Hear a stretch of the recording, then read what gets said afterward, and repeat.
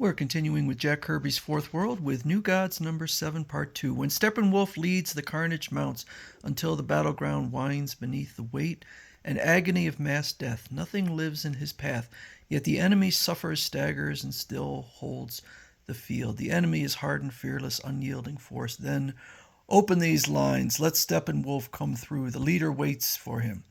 Too bad I yearn for that honor myself. I like this image. Classic Jack Kirby. Resistance melts before Steppenwolf. He finds himself alone and blasted out of his saddle. Whoom! Welcome back to New Genesis, Steppenwolf. Now to finish what we once began. Who are you? The risen dead, eager to exact a long-awaited vengeance. Whack! How my heart leaped when I saw you leading your demon pack. Think, Steppenwolf, think hard. Azia, the inheritor, Darkseid didn't kill you, but I won't be cheated. Whomp! You'll never kill again, Steppenwolf. And that's the end of Steppenwolf. Finishing Steppenwolf, Azia turns the cosmic power of his war staff on the other raiders. Take to your heels or die. Back to the threshold, all is lost. The raiders vanish through their dimension door, and only the wind supplants the echoes of battle. I hear you approaching, Metron. I could sense a silent witness to this fight. Have you come to survey your handiwork? This war is your doing, Azia. Can I help it if both sides seek to use me? And when it serves your purpose, you cooperate, and warriors die because of it. Yes, like foul Steppenwolf. Darkseid knew he'd meet you here. Darkseid, how I want him destroyed, and yet he lives. He climbs step by intrigue. He got war by war. He got power by power. He got Steppenwolf. I've always known it. The real enemy was obscure and humble Darkseid. Of course. Look, while Steppenwolf lies dead from a frontal fight, Darkseid has leaped in from the rear. With a deadly rain of planetoids, he's making this a techno-cosmic war. Scree-voom. Techno-cosmic war produces techno-cosmic machines. Machines that draw the debris of space and send it crashing down upon New Genesis. On Apocalypse, Darkseid has made good use of Metron's methods. Giant biological mutations are bred in Apocalypse laboratories. Turned loose to pillage and kill, New Genesis fights back with equal innovation. Seeker. Wherever the giants tread, the ground beneath the feet cracks wide from seismic shock and swallows them in its deep recesses. But the war grows ever larger. It reaches across the universe, and mammoth suns are transformed into cosmic lasers, designed to cut New Genesis into blazing, lifeless shards. Larger grows the war, larger grow the god machines. An impact the size of a planet is sent crashing into an enemy-captured sun. And inside Azia of New Genesis, something dies with each such deed. Where will this end? How can he destroy the cosmos and yet save New Genesis? We are worse than the old gods. They destroyed themselves. We destroy everything. This is Darkseid's war. Darkseid's way. I am infected by Darkseid to save New Genesis. I must find Azia. Where is Azia? Not the warrior, the general, but the true servant of those he leads. Not here in these tortured ruins of war, but Azia is there, somewhere out there. Out there is an ugly landscape, empty of all that was once New Genesis. Its soft green forested lands are gone. The rotting hulks of war machines. Instead of trees, this has become Darkseid's world. A wasteland seared and cracked and gaping with endless pits in which bacterial monsters fester and play. Darkseid's plan, like foolish Steppenwolf, I've allowed myself to follow the mad dreams of Darkseid, from which no one can survive. I tear off my armor. I reject this war staff as a weapon. I reject the way of war. Darkseid's game is not mine. Where is Azia? Where is Azia?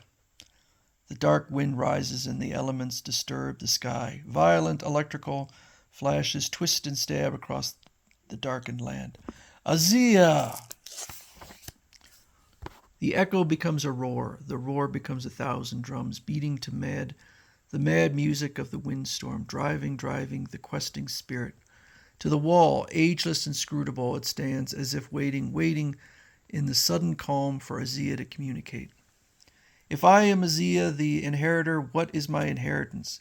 And from the wall the answer comes, Vaboom, the source. And across the wall a hand of flame brings Azia the unifriend. Soon after, Azia returns to his command. He dresses in the clothes of peace and carries a new staff. Messages fly between New Genesis and Apocalypse. And while curious Metron busily works on his Mobius chair, a secret bargain between Azia and Darkseid is struck, the strange conditions that formed the pact. On Apocalypse, what have you done with our son, Darkseid? I know he was taken from his quarters. Where is he? Where he can at last serve me usefully, a tool for peace. Haven't you heard, Tigra? There is to be an age of peace. I hear nothing in exile. Even my spies failed to bring me news until this day. You've kept us apart. Our son was raised without ever knowing his father. But I know him, Tigra. He's like you, a fighting, snarling killer cat. It was a queen mother, not I, who chose you for my mate. But the war has claimed her life, and I rule now. Enough. Where is our son? Is he your pawn in this new scheme? At a signal from Darkseid, Tigra is carried off by her struggling guards. It won't work, Darkseid. He'll live, he'll grow, he'll kill you. Take her away. Let's put an end to these events, to this war. Has the dimension door been activated? Granny Goodness is in the chamber, awaiting the arrival of the child from New Genesis. Good. The exchange of heirs will seal the pact. Azia wants peace. I want time to redefine power, to make this bombed-out waste a meaningful pursuit. Moments later, Granny Goodness enters. Hail, great Darkseid, see what I hold.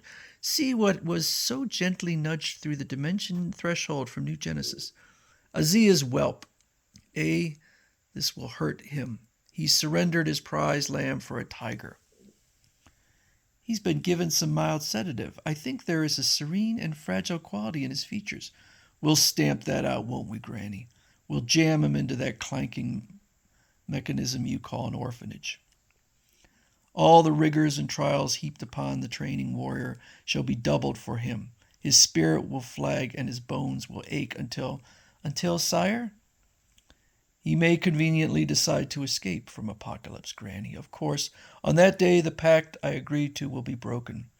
That fine day will be dear to your heart, sire. Therefore, in its honor, I shall name the lad scot-free. Then Darkseid barks his order to the dimension chamber. Send my son through the dimension threshold. It's the order. Get rid of that animal before I kill him. Let him go. The dogs... I don't want to go into that. Let me go. Let me go, sorry. Murderous little monster. At last he's out of our keep. Ugh. Zratch. Where am I? There was no wall here when I came through. Come back. Come back.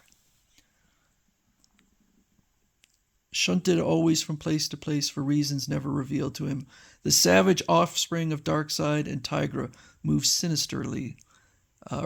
cautiously into the new and seemingly sinister chamber. Fools, I kept them so busy they never noticed this hidden weapon. Then the boy emerges into an adjoining room where an elder with a staff sits at the table, bent in grief. Father? I was told to find my father here. If you're my father, speak.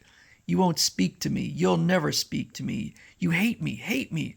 Hate is no longer a word in this place. Put down that weapon, son. You are my father? Only if you wish me to be. I am High Father. And you are Orion. We have need of each other, Orion. This is a place of friends. Here is my hand. No, the hand or the weapon, Orion. I, too, had to make that choice, decide. You speak to me, liking... I trust you for now. First trust Orion, then, who knows, a great destiny, perhaps. Thus it began, and we move forward once more. Next, Orion, Light Ray, Calabac, and the death wish of Terrible Turpin. The young gods of Supertown. I saw it, Viking. It's making its way to the surface of New Genesis from the subtunnels. You're a finder. That's why I summoned you. I know to locate the danger and eliminate it. Viking the Black. From the germ warfare used in the Great Clash, a race of strange beings has evolved. Beings that thrived beneath New Genesis and grew to plague the gods. Be careful, Viking. Concern from Stanga the Hermit is indeed a compliment. Viking has the power to trace and reconstruct atomic patterns. The tunnels pitted by many burrows opening hold a sought-after pattern. It's here. I can sense it. In one such burrow, the power flares from Viking's eyes, and a nebulous but hideous shape forms against the darkness. I'm right. It went through this burrow, and it's a monster. Suddenly, yeah! Viking rears back and smashes his attacker against the tunnel wall. Pow! Bam! Somewhere in its head is its weakness. Experienced Viking takes full advantage of it. Zop! It's fleeing back to the inner warrens. Thank High Father that thing has a genetic weak spot. Viking's timely action has diverted a sinister curiosity from becoming a menacing horror. For above him on the surface of New Genesis, he can hear the laughter of young at play. The danger to them has passed. And next we will have another Mr. Miracle.